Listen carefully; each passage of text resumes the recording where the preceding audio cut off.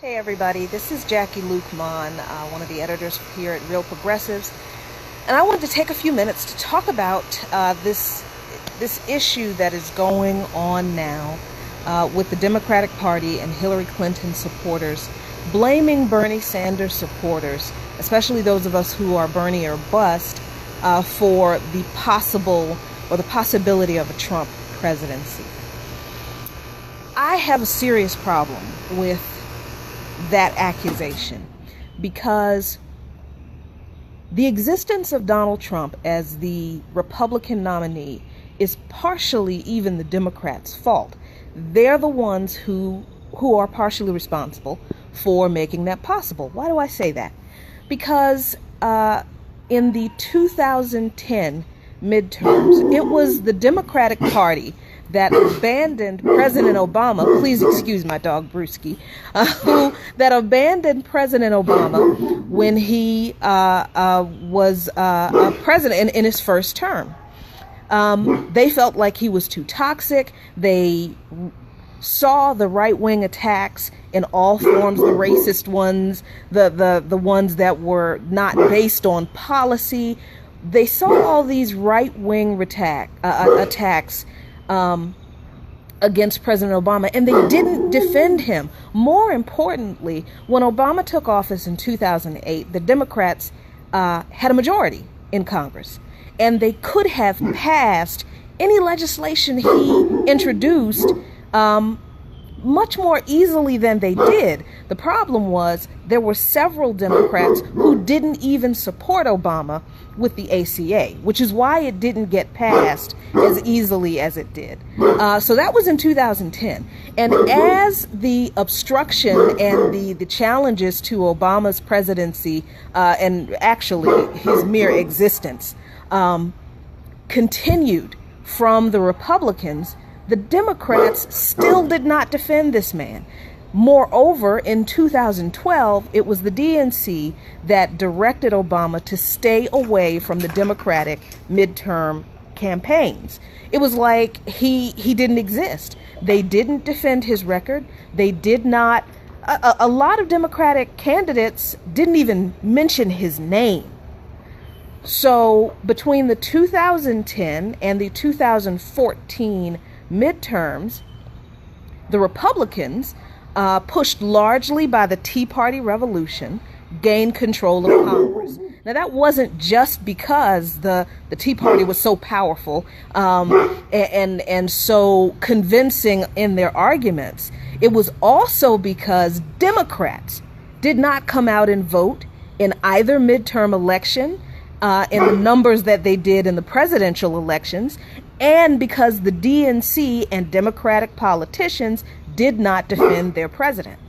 So the fact that the Republicans and the Tea Party faction of the Republican Party were able to take control of Congress and is partially the fault of the Democrats, the same Democrats who are now blaming Bernie or bust Sanders supporters for a possible Trump presidency.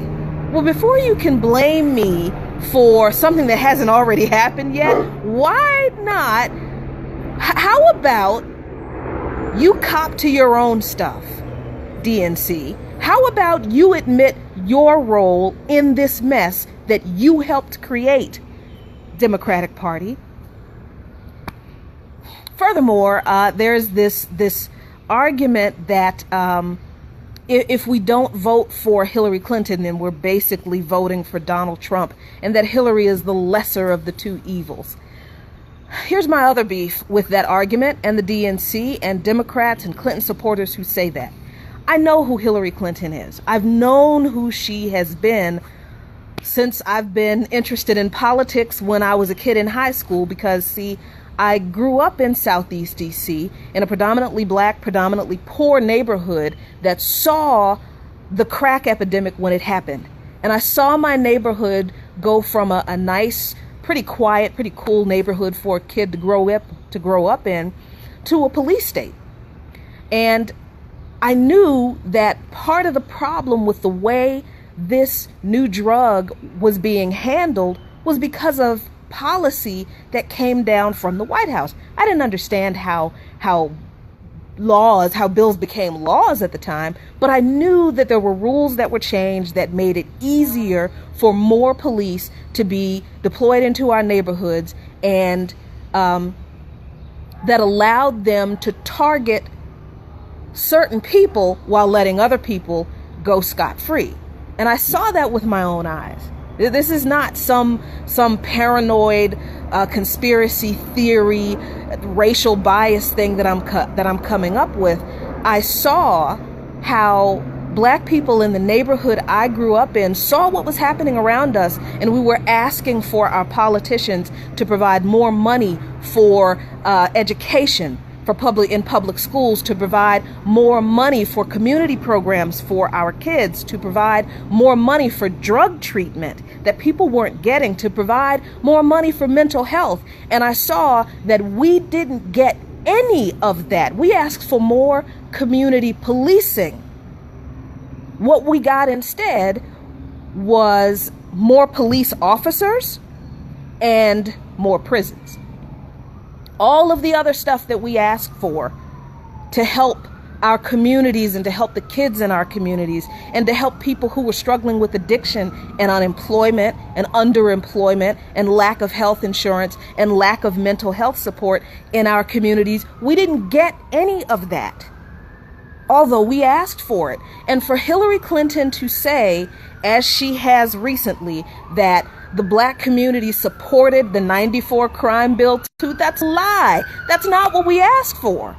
As a matter of fact, if you do the research, the Congressional Black Caucus introduced a separate legislation outside of the '94 crime bill that it contained all of the things Black communities across this country were asking for that were not included in the crime bill.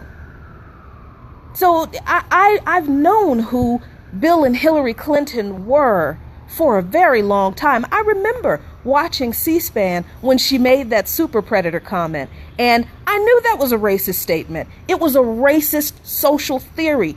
Look it up. She knew what she was saying. And it doesn't matter to me that she was only, quote unquote, the first lady at the time when she said it. She said it campaigning for her husband's legislation, which she said was a great idea.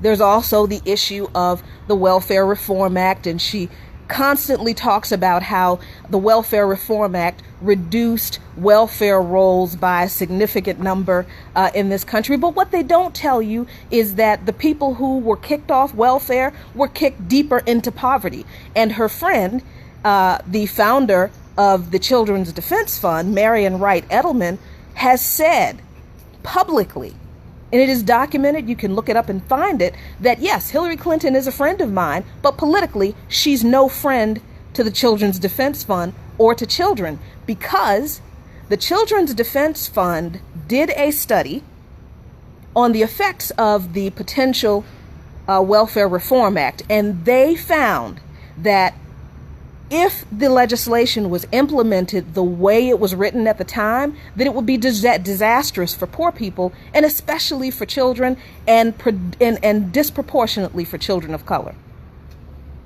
I believe it was the director of the Children's Defense Fund at the time who hand-delivered that study to the White House, put it on the president's desk.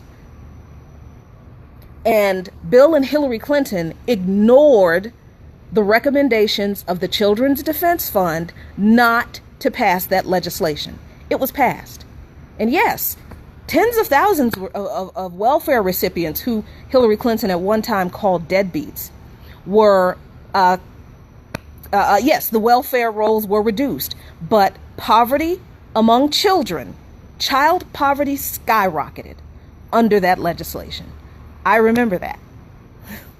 I knew people on welfare. At one point, my mom tried to receive some type of government assistance. She was a federal employee. She was a GS1.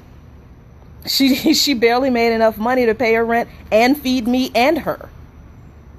I knew plenty of people in my neighborhood who received some type of government assistance. Nobody was ashamed of that. Everybody wanted to work. But somewhere along the line, Democrats adopted the Republican idea that welfare is a shameful thing. So the Clintons adopted the Republican view of social programs and welfare, and they passed the Welfare Reform Act and eliminated it for a lot of people, and that did a lot of damage. But somehow that's not relevant today. The full story of the impact of the Welfare Reform Act is not told today, especially not by the Clintons. And when I try to tell that story to Clinton supporters and give them source information on it, they don't care. But see, it matters to me because I saw what it did to people who I lived around. This demonization, this shaming of people who have very strongly held convictions against supporting Hillary Clinton is very troubling to me, because it just reinforces to me that some people's opinions just don't matter.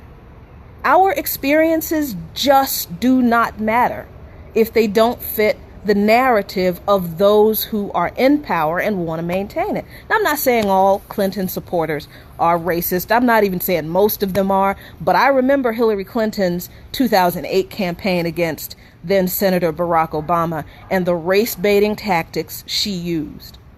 But somehow, none of that matters to Clinton supporters now. None of that matters to the DNC now. It didn't matter to the DNC then.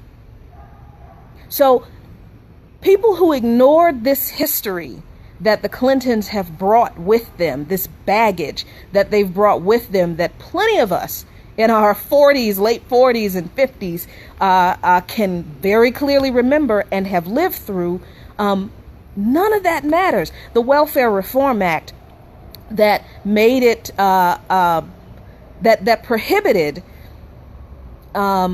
people who were convicted of drug crimes, even non-violent possession offense, from ever receiving public assistance, welfare benefits, after they serve their time. So someone gets arrested and is charged with a drug crime, even if it's a non-violent possession offense. They do their time, they get out, they have nowhere to stay, they can't receive food stamps to feed themselves, they can't receive a housing assistance to find a place to live. And here's the kicker.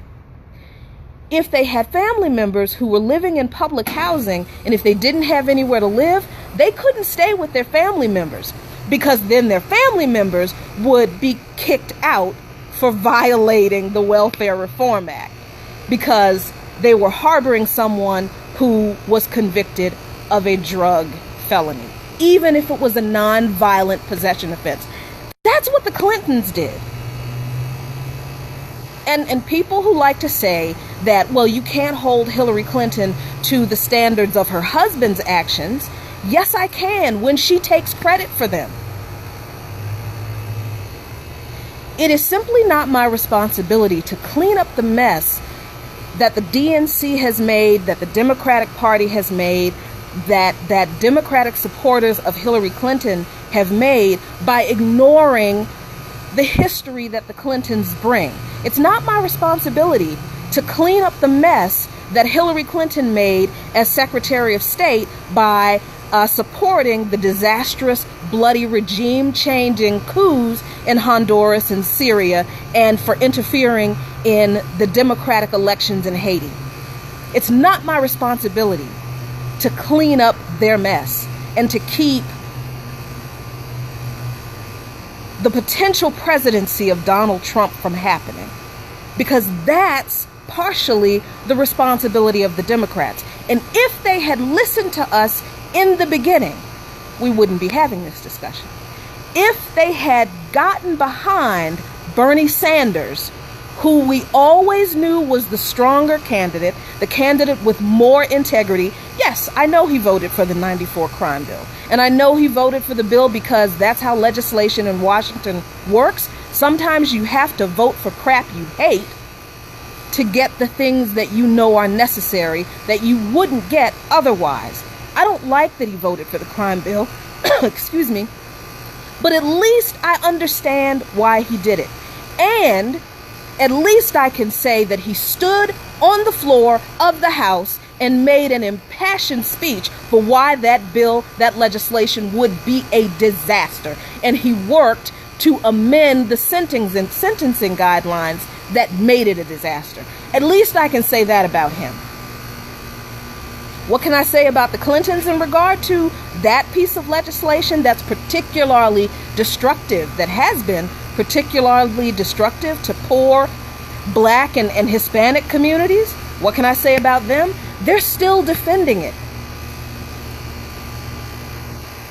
So no, it's not my responsibility as a Sanders supporter who is Bernie or bust to clean up the DNC's mess. If their chosen candidate, if their presumptive candidate cannot beat the train wreck that is Donald Trump, because the train wreck that is Donald Trump is partially their responsibility in the first place. Don't tell me I have to clean up your mess, DNC. You made it. You do it.